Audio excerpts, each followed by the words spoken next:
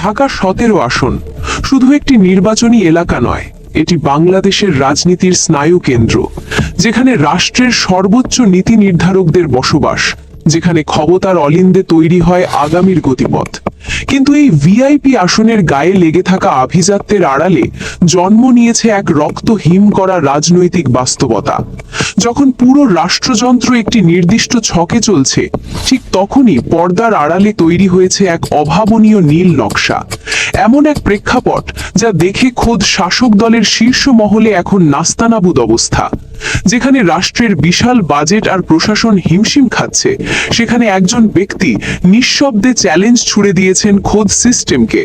তিনি কোনো মন্ত্রী নন, নেই কোনো সরকারি পদ, তবুও তার একটি মাত্র চাল পুরো দেশের রাজনৈতিক সমীকরণকে এক ধাক্কায় লণ্ডভণ্ড করে দিয়েছে। তিনি কি কেবল একজন চিকিৎসক, নাকি এক ধুরন্ধর মাস্টারমাইন্ড? আজকের ইনভেস্টিগেটিভ রিপোর্টে আমরা উন্মোচন করব সেই গোপন সত্য যা ধামাচাপা দেওয়ার চেষ্টা চলছে ক্ষমতার করিডোরে। রাজনীতিতে প্রতীকী লড়াই চিরকালই ছিল, কিন্তু ঢাকা 17 আসনে এবার যা ঘটল তা আক্ষরিক অর্থেই নজিরবিহীন। বর্তমান প্রধানমন্ত্রী তারেক রহমানের খাস তালুক হিসেবে পরিচিত এই আসনে তার প্রধান প্রতিদ্বন্দ্বী ডাক্তার এস.এম. খালেদুজ্জামান এমন এক অস্ত্র ব্যবহার করেছেন যা কোনো বুলেট বা ব্যালট নয়, বরং একটি সাধারণ প্লাস্টিক কার্ড, যার নাম দেওয়া হয়েছে খালেদুজ্জামান কার্ড। কেন এই কার্ডটি সাধারণ মানুষের কাছে এতটা ভয়াবহ জনপ্রিয় হয়ে উঠল? এর উত্তর খুঁজতে আমাদের তাকাতে হবে রাষ্ট্রীয় ব্যবস্থার ব্যর্থতার দিকে। সাধারণ মানুষ দেখেছে ফ্যামিলি কার্ড মানেই লাইনে দাঁড়িয়ে অপমানিত হওয়া, ঘন্টার পর ঘন্টা তপ্ত রোদে পুড়ে 1 লিটার তেল বা 1 কেজি চিনির জন্য পুলিশের লাঠিচার্জ সহ্য করা। দুর্নীতির করাল গ্রাসে সরকারি ত্রাণ যখন সাধারণের কাছে পৌঁছানোর আগেই ফিকে হয়ে যায়, ঠিক তখনই ডাক্তার খালেদুজ্জামান তার ব্যক্তিগত উদ্যোগে এক সমান্তরাল সিস্টেম দাঁড় করিয়েছেন। বিশ্লেষকরা বলছেন এটি কেবল সমাজ সেবা নয়, এটি রাষ্ট্রযন্ত্রের অক্ষমতাকে আঙুল দিয়ে দেখিয়ে দেওয়ার এক কৌশল। সদিচ্ছা থাকলে যে বিশৃঙ্খলা ছাড়াই মানুষের দ্বারে দ্বারে সেবা পৌঁছানো যায়, তিনি তার প্রমাণ দিয়েছেন অত্যন্ত সুনিপুণভাবে। সাধারণত ঈদের আগে রাজনৈতিক নেতাদের দেখা যায় বড় প্যান্ডেল করে কয়েকশো ক্যামেরা সামনে রেখে মানুষের হাতে নামমাত্র কিছু তুলে দিতে। 1 প্যাকেট সেমাই কিংবা সামান্য কিছু চিনি, এটিই ছিল দীর্ঘদিনের চেনা ছবি। কিন্তু ভাসান টেকের অলিগলি ঘুরে আমাদের অনুসন্ধানী দল যে তথ্য পেয়েছে তা সত্যিই রহস্যময় এবং বিস্ময়কর। ডাক্তার খালেদুজ্জামানের এই উদ্যোগ কোনো সাধারণ ত্রাণ বিতরণ ছিল না, এটিকে বলা হচ্ছে একটি মেগা প্যাকেজ। স্থানীয় বাসিন্দারা ক্যামেরার সামনে কথা বলতে গিয়ে আবেগাপ্লুত হয়ে পড়ছেন, কারণ প্যাকেটের ভেতরে যা ছিল তা একটি দরিদ্র পরিবারের পুরো 1 মাসের নিশ্চিন্ত অন্ন সংস্থান। রাষ্ট্র যেখানে একদিনের উৎসবের কথা ভেবেছে, সেখানে এই মাস্টারমাইন্ড ভেবেছেন মানুষের আগামী 30 দিনের ক্ষুধা নিয়ে। কিন্তু প্রশ্ন ওঠে অন্য জায়গায়, একজন ব্যক্তি কিভাবে সরকারি বাজেটের তোয়াক্কা না করে এমন বিশাল কর্মযজ্ঞ সফল করলেন? যেখানে বিশাল প্রশাসন ব্যর্থ, সেখানে তার স্বেচ্ছাসেবকরা কিভাবে একটি পিঁপড়াকেও কষ্ট না দিয়ে ঘরে ঘরে এই উপহার পৌঁছে দিল? এই নিখুঁত ডিসিপ্লিন কি কেবলই সাংগঠনিক দক্ষতা, নাকি এর পেছনে লুকিয়ে আছে আরো গভীর কোনো রাজনৈতিক লক্ষ্য? আমরা যখন এই ঘটনার গভীরে প্রবেশ করছি, তখন বেরিয়ে আসছে একের পর এক চাঞ্চল্যকর তথ্য। ঢাকা 17 আসনের এই শান্ত পরিস্থিতির নিচে আসলে বইছে এক বিশাল ঝড়ের পূর্বাভাস।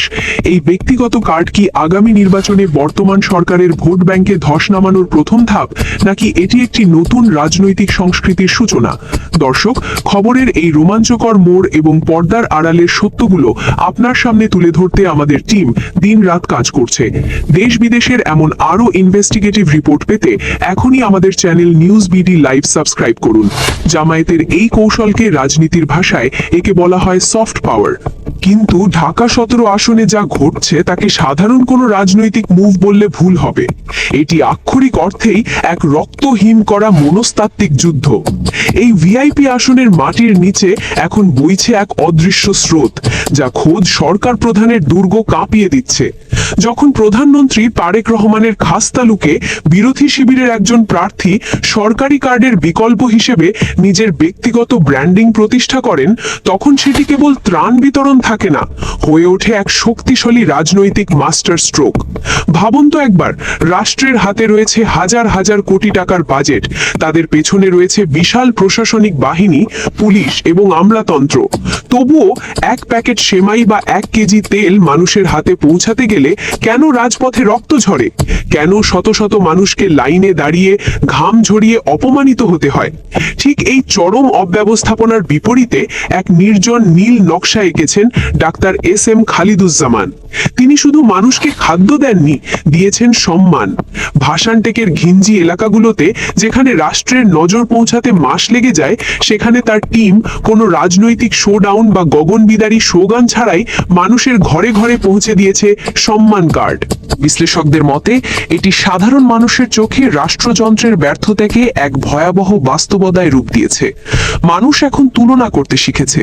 তারা দেখছে সরকারের যে দায়িত্ব ছিল মানুষের মুখে হাসি ফোটানো, সেই দায়িত্ব এখন একজন ব্যক্তি নিজের পকেটের টাকায় পালন করছেন।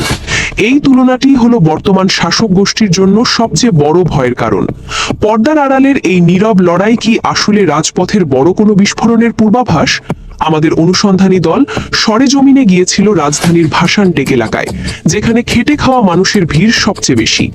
সেখানকার প্রতিটি মানুষের চোখে মুখে এখন এক অদ্ভুত স্বস্তির ছাপ, কিন্তু এই স্বস্তির পেছনে লুকিয়ে আছে এক রহস্যময় নিস্তব্ধতা। স্থানীয় বাসিন্দারা জানিয়েছেন, ডাক্তার খালেদুজ্জামানের স্বেচ্ছাসেবকরা কোনো ব্যানার ছাড়াই নীরবে কাজ করেছেন। কোনো প্রকার সস্তা প্রচারণার ছাপ সেখানে ছিল না। সাধারণত ত্রাণ বিতরণে যে ছবি তোলার প্রতিযোগিতা চলে, এখানে ছিল তার ঠিক বিপরীত চিত্র। এই চরম শৃঙ্খলা এবং ডিসিপ্লিন দেখে রাজনৈতিক মহলে এখন হিম হওয়ার অবস্থা।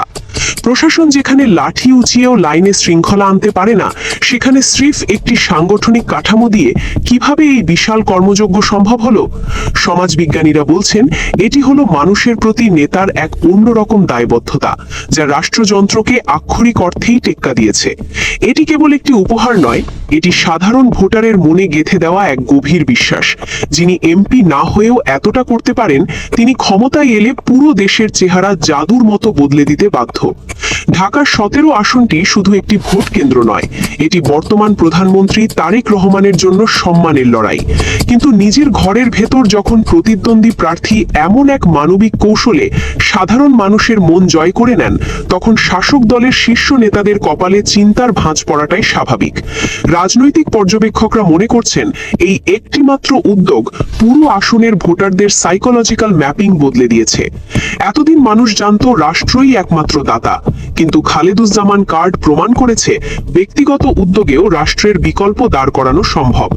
এই সমান্তরাল সিস্টেম কি শেষ পর্যন্ত বিএনপির জন্য কোনো বড় ধরনের রাজনৈতিক ধসের কারণ হবে? প্রিয় দর্শক, ঢাকা 17 আসনের এই হাই প্রোফাইল লড়াই এখন কোন দিকে মোড় নেবে? ডক্টর খালেদুজ্জামানের এই জাদুকরি চাল কি শেষ পর্যন্ত আগামী নির্বাচনে ব্যালট বক্সে কোনো বড় চমক দেখাবে? রাজনীতির ময়দানে যখন আদর্শের চেয়ে কৌশলের জয় জয়কার বেশি, তখন ঢাকার 17 আসনের এই খালেদুজ্জামান কার্ড হয়ে উঠেছে এক মরণ কামড়। এটি কেবল চাল বা ডাল বিতরণের গল্প নয়, এটি হলো রাষ্ট্রের খোলস ভেঙে এক নতুন শক্তির আত্মপ্রকাশ। আমাদের অনুসন্ধানের শেষ পর্যায়ে আমরা যখন রাজনৈতিক বিশ্লেষকদের মুখোমুখি হলাম, তখন বেরিয়ে এলো এক ভয়াবহ আশঙ্কার কথা। বিশ্লেষকরা বলছেন, ডক্টর খালেদুজ্জামান এখানে যে নীল নকশা বাস্তবায়ন করেছেন, তা হলো নির্ভরযোগ্যতা। সাধারণ মানুষ যখন দেখে সরকার প্রধানের নিজ এলাকায় সরকারি কার্ডের চেয়ে ব্যক্তিগত কার্ড বেশি কার্যকর, তখন শাসকের প্রতি আনুগত্যে এক বিশাল ফাটল ধরে। এটি একটি সাইকোলজিক্যাল প্রেসার কুকার, যা নির্বাচনের ঠিক আগ মুহূর্তে বিস্ফোরিত হতে পারে। ঢাকা 17 আসনে তারেক জিয়ার মতো হেভিওয়েট প্রার্থীর বিপরীতে দাঁড়িয়ে এমন এক মানবিক মেগা প্রজেক্ট চালানো এক কথায় দুঃসাহসিক। সরকার যেখানে পুলিশ এবং প্রশাসন দিয়ে শৃঙ্খলা বজায় রাখতে হিমশিম খাচ্ছে, সেখানে ডক্টর খালেদুজ্জামানের নীরব স্বেচ্ছাসেবক বাহিনী প্রমাণ করেছে তাদের সাংগঠনিক ভিত্তি কতটা মজবুত। এই মাস্টারমাইন্ড কি তবে ভোটের আগেই মানুষের মন জয় করে ব্যালট যুদ্ধের অর্ধেক লড়াই জিতে নিয়েছেন? সমাজবিজ্ঞানীদের মতে বাংলাদেশের রাজনীতিতে এটি একটি বিরল দৃষ্টান্ত। বিরোধী দলে থেকে স্রেফ সরকারের সমালোচনা না করে নিজের পকেটের টাকা খরচ করে রাষ্ট্রকে চ্যালেঞ্জ জানানো, এটি এক নতুন ধারার সূচনা। ভাসান থেকে সাধারণ মানুষের মুখে এখন একটিই কথা, যিনি এমপি না হয়েও আমাদের 1 মাসের অন্ন সংস্থান করতে পারেন, তিনি ক্ষমতায় এলে দেশ বদলে যাবে। এই যে মানুষের মনে জন্মানো প্রবল প্রত্যাশা, এটিই হলো ডক্টর খালেদুজ্জামানের আসল বিজয়। কোনো প্রকার সস্তা প্রচারণা ছাড়াই তিনি মানুষের হৃদয়ে এমন এক রহস্যময় স্থান করে নিয়েছেন, যা দমানো এখন প্রশাসনের পক্ষেও কঠিন। ঢাকা 17 আসনের ভিআইপি রাজনীতির গ্রাউন্ড রিয়ালিটি এখন আপনার সামনে আয়নার মতো পরিষ্কার। একদিকে রাষ্ট্রের বিশাল কিন্তু বিশৃঙ্খল সিস্টেম, আর অন্যদিকে এক ব্যক্তির সুশৃঙ্খল এবং মানবিক বিপ্লব। এই নীরব লড়াই এখন কোন দিকে মোড় নেয় সেটিই দেখার বিষয়।